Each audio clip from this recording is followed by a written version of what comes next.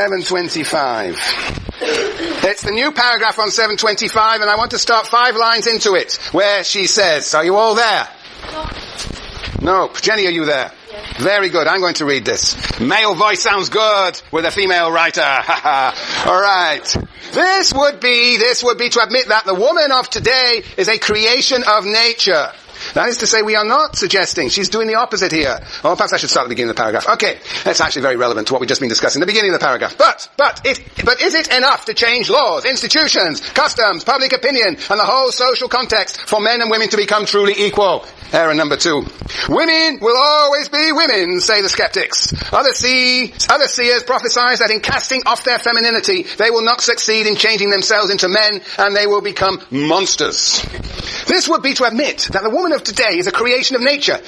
It must be repeated once more that in human society nothing, absolutely nothing, is natural, and that woman, like much else, is a product elaborated by civilization, a product of civilization, the very notion of woman. The intervention of others in her destiny is fundamental. If this action took a different direction, it would produce a quite different result. Woman is determined not by her hormones or by mysterious instincts, but by the manner in which her body and her relationship to the world are modified through the action of others than herself, the way others act upon and constitute and construct her. The abyss that separates the adolescent boy and girl has been deliberately opened out between them since earliest childhood. Later on, woman could not be other than what she was made in italics, and that past, that made by her upbringing, and that past was bound to shadow her for life. If we appreciate its influence, we see clearly that her destiny is not predetermined for all eternity. She is saying that in fact, woman is constituted, is made, is not natural. And Gloria Steinem has a very nice little, but I can't resist reading to you, nice little article. Gloria Steinem, I assume that she's still editor of Ms. Magazine? What? It's not around anymore. Not around anymore? I don't think so. I was thinking of something else. Ms. Magazine's not around anymore? It is. I was thinking about... What were you thinking about? Another magazine. Very good. Okay, anyway, she is still around, and the magazine is still around, and whether she still doesn't matter. Anyway, this is an article from a different era, from 1983. And it's all about the construction of gender. It's called, If Men Could Menstruate. You know this one, Greg? Okay, well you can enjoy it for a second time. I enjoyed every time I read this. Alright, listen tight. Living in India made me understand that a white minority of the world has spent centuries conning us into thinking a white skin makes people superior, even though the only thing it really does is make them more subject to ultraviolet rays and wrinkles. Reading Freud made me just as skeptical about penis envy. The power of giving birth makes womb envy much more logical, and an organ that's external and unprotected as a penis makes men very vulnerable indeed. But listening recently to a woman describe the unexpected arrival of her menstrual period, a red stain spread on her dress as she argued heatedly on the public stage, still made me cringe with embarrassment.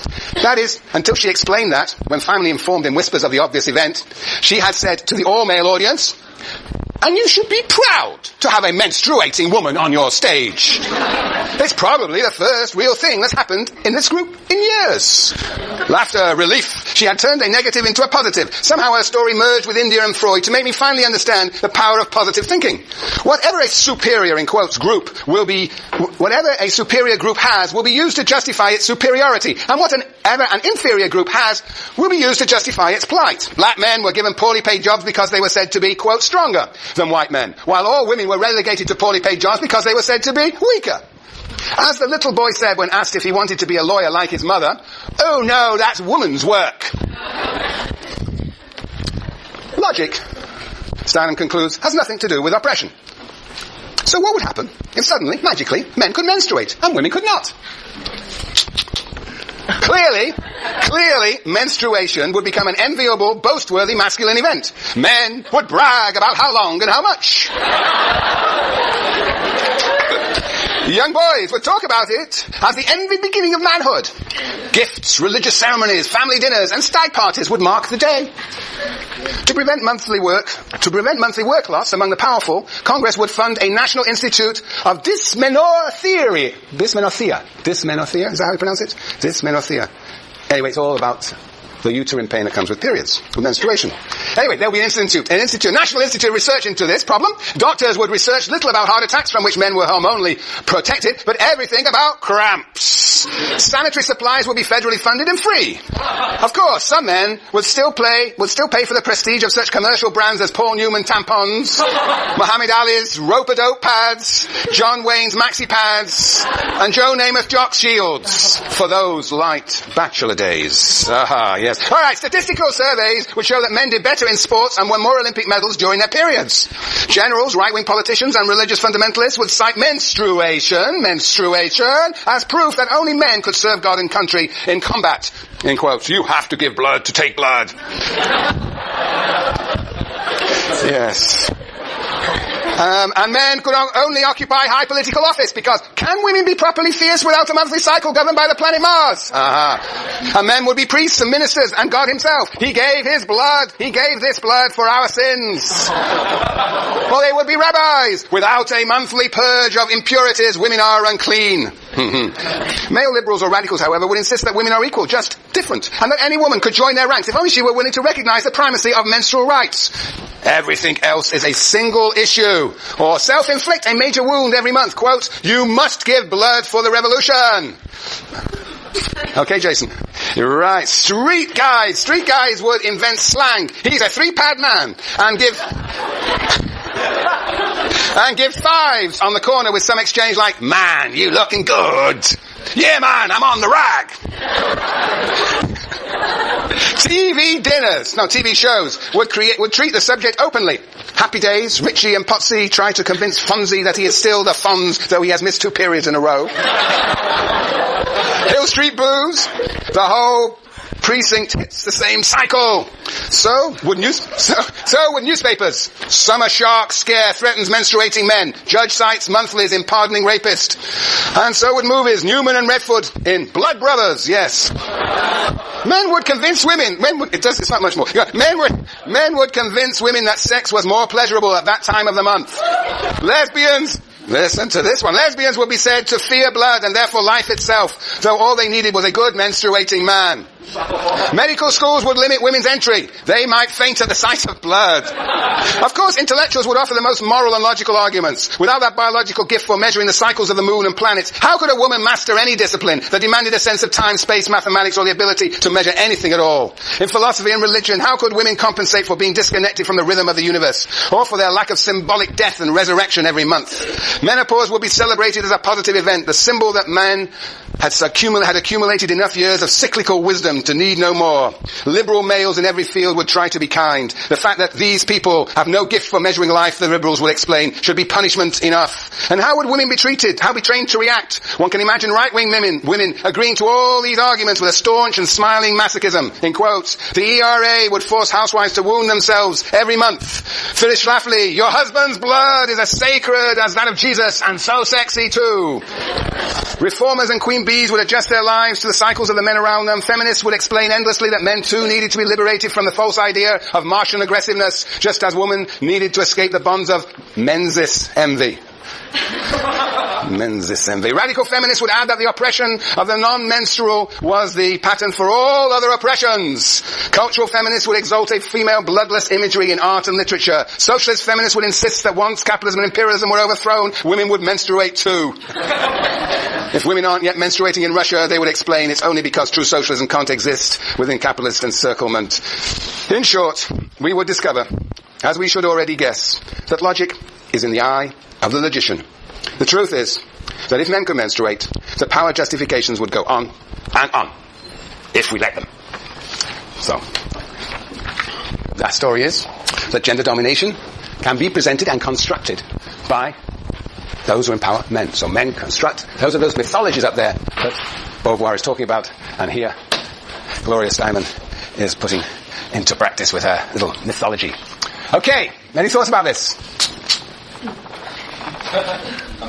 Amazing, yes. Okay, so isn't it a very strong social constructionist perspective on gender domination. That it is indeed the product of civilization. And she's talking here about the way any form of domination can be justified in all sorts of ways. And people then pretend, sometimes convinced, that these are natural and inevitable, when from the whole point of this story, nothing is natural and inevitable. Ransacking into Beauvoir. I'm not going to let you ransack. I'm going to ransack. I got 5 points. It included many of the issues that have been raised already today. The point number 1, which I guess has not been raised frontally, but which is very important. Beauvoir, in a sense,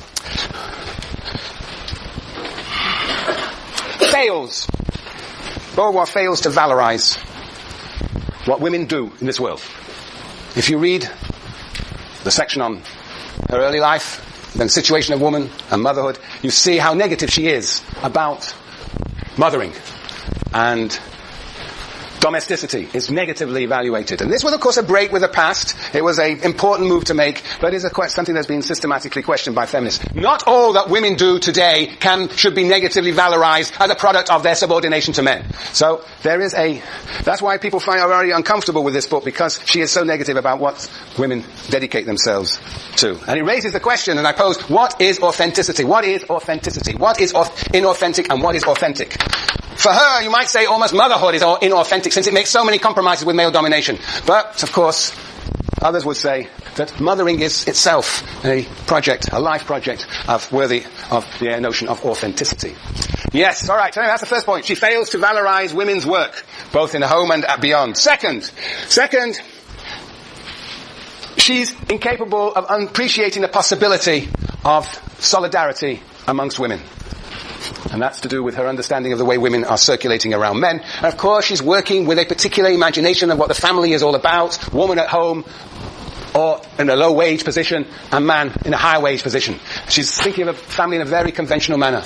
And of course, the fact that the family has been transformed, and there are multiple structures of family, has affected the possibility, in my view, and in other people's view, of women's solidarity, women's movements, of a authentic character. As indeed, the lesbian movement itself had a political character and bound women to one another. Yes, so anyway, that's the second point, her inability to conceive of authentic women's solidarity. Third, this whole business of having to wait to socialism, at least my interpretation of this book. You know, feminists have been very resistant to this idea that somehow we've got to first fight for socialism, and only then can we fight for female emancipation. As if somehow female subjugation is so much deeper embedded that we have to first of all get rid of capitalism before we can move forward. That is something that has been profoundly rejected, particularly when espoused by Marxist feminists. So that's the third point. The critique of her position, that I think is her position, that one has to wait for socialism.